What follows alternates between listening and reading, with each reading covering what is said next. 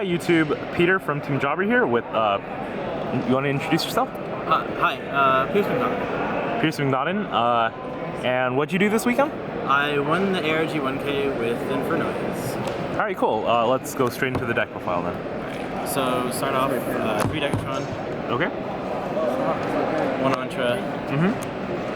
3 Petrulia. Yeah. 3 Harmodic.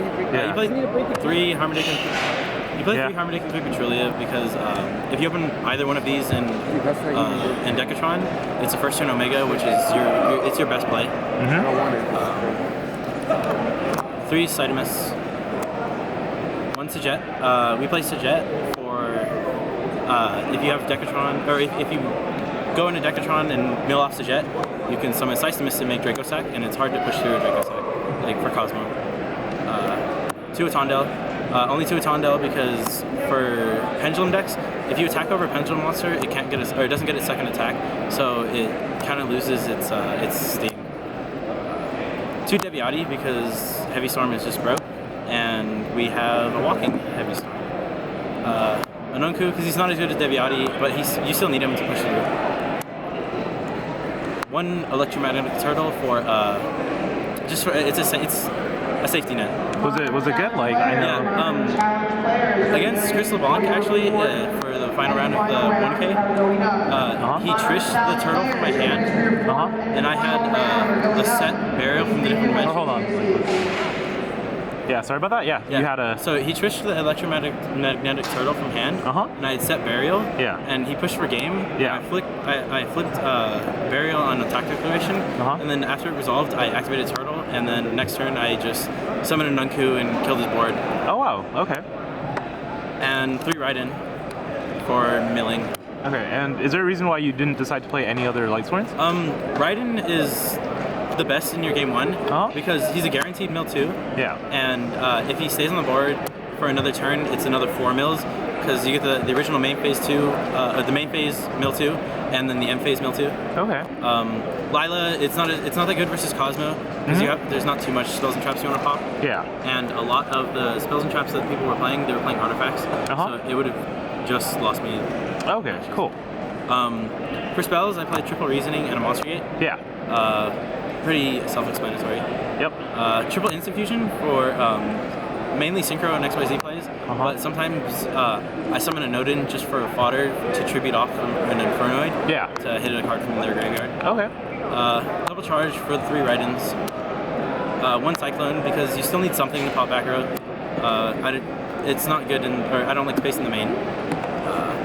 1 Burial. This card was probably one of my favorite cards of the deck for the weekend. Okay.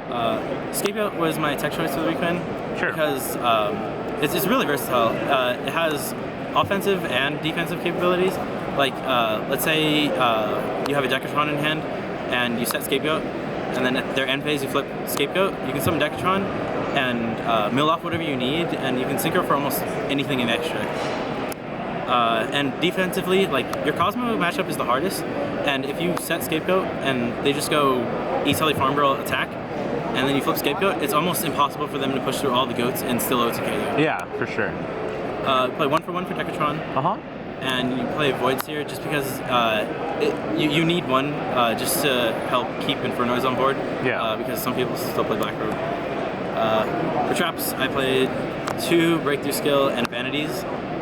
Vanities was great all weekend. I saw it a lot. And Breakthrough Skill was good to stop Omegas. Okay, great. Do you want to do extra inside now?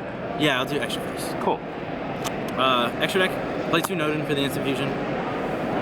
Played 1 High Speed Bird Chambra. Ooh, what's this dude? By himself, if your opponent has a clear board and you summon him, he's 4,600 damage. And I mainly play him because sometimes you can't get a Raiden in the graveyard. Yeah. So you instant fusion for Nodin, and then Nodin summons Decatron, and then it's the best 5 that I could think to play. Okay. Scrap Archfiend for OTK. Yeah. Because it's not counted as an effect monster, so you can keep summoning Infernoids with him and other levels. Yep, for sure. Rose, blow up the board. It's the best card. It's pretty, no Exciton anymore, right? Exactly. Stardust Spark, because I play Emptiness, and there's a combo with Stardust Spark and Sidemus, where let's say your opponent has a Dark Destroyer on the board, and you summon Stardust Spark, and you have Sidemus as well. You activate Stardust Spark targeting Sidemus, and then you ram Sidemus into the Dark Destroyer.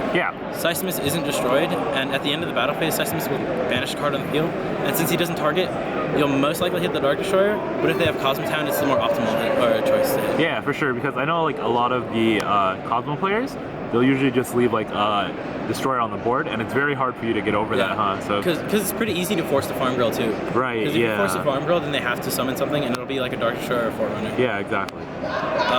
Scarlight, because against Pepe, they like to throw up a board first turn, and then so when they throw up a board, you just make Scarlight blow up their board. And it's usually like 1,500 to 2,000, and then you just summon another Infernoid and go for game. Okay, great. Omega, best synchro in the extra deck. I wish I had a second one. Yeah, so you would play 2? I would definitely play 2 Omega. Okay. Trish summoned it once. It was good when it happened. Dweller, never made it, but I wouldn't take it out. Castell, made it all the time. Gemini Pearl, same reason for Scrap Archfiend. Okay. And Steel Swarm Roach. Yeah. This was mainly for the mirror match, but also against LeBlanc. I made Roach game 2 with 2 Atondels on board, and it was just impossible for him to get through it because when you're playing a synchro deck, like it's impossible to get over Roach. Draco Sack for the first turn. Draco Sack play. Yeah. Sorry guys, there's a lot of announcements. Yes. Okay. Draco Sack. And Alsay, which I think is the best rank 8 because you can get lucky and actually call the card correctly and add it to hand, whatever. Yeah. But spinning Cosmotown to the bottom of the deck is really good. And this is just like an extra deck way of doing that. Yeah. Okay. Exactly. So you said you would cut Omega, or you would play 2? I'm sorry. What would you cut to play 2? Yeah. If I were to cut anything for Omega, I would cut Pearl. Because for the OTK push that I was talking about, where you need extra monster on board that doesn't count towards levels, Scrap Archfiend came up a lot more often than Pearl. Yeah. Okay, cool. And let's go into the side deck. Side deck. So for side deck, we play 2 Chimera for our 3 cores. Yeah. Core's just broken because you can hit it off of reasoning, and they never call. If they call 2 for 1, you can just banish it and summon another one from the deck, and so that makes no sense. And then contact fusioning their ships is the easiest way to win. Play Lila for more charge targets if back row is really prevalent. Raigeki for Pepe if I go second, because you need something to kill their board if you can't get Scarlight. Triple Space Typhoon if I went first against Pepe. Okay. You need to kill Scales. Oh, and Brilliant Fusion. Okay. 2 Typhoon if I know they were going to make me go second against Pepe. How much do you like this card? Like, there's been a lot of hype around it, but like Pendulum Call Out and stuff, like, do you still like the card? I think this card it deserves its hype. Most of the time when I drew Typhoon against Pepe, it shut them down for the turn. Yeah. There was one time like the guy had he went Luster Plush, and then I Typhooned the Luster, and then he had a second Luster in hand, so there was nothing I could do about it. And then triple anti-spell fragrance for the Pepe matchup. And just anything that I thought relied more on spells than I did. And obviously your deck is obviously. I'm just summoning from the grave. Yeah, because going first, like, that card is pretty insane in Infernoid. And Stardust Spark and anti-spell fragrance is amazing. Oh, the nuts, yeah, for sure. Okay, cool. So, any changes you would make to the list? If I had to make any changes to the list, I'd probably cut a Space Typhoon for a Dark Hole. Because I was really scared of Dark Law. And I didn't see one, but I did see one in the main event, and that was a problem. And I almost lost that because I didn't play second out to Dark Law. So that's pretty much the only change I would make. Okay. I think the list is really solid, and it deserves the win. Okay, yeah. Well, yep, that sounds great. So do you have any shoutouts you want to give? Yeah, I have quite a few. So shoutouts to the Hotel Room fam, to Tyrone, iTweety, Stutson, who basically helped me all the way along making this deck, and he taught me combos. you know, the anti-spell idea was his. I didn't like it originally, but then once I realized how broken it was, you know, I had to throw 3 in. Yeah. Shout out to my locals, Affordable Card Shop, the DN Fam Chat, Peter Jawong, Calvin, and Alexis, who got top 8. Shout outs to JrbJobber for giving me the deck profile, because you know I think this deck needs to be out there, because people are sleeping on the deck and they just don't see it coming. Yeah, Infernoids are most definitely good. Yep. Any last remarks? No, I think that's great. Okay, well, that was our first place deck profile for the ARG 1K. He's taking home a good $400 credit. Pretty nice, pretty nice. And yeah, so this is definitely not JrbJobber signing out. Peace.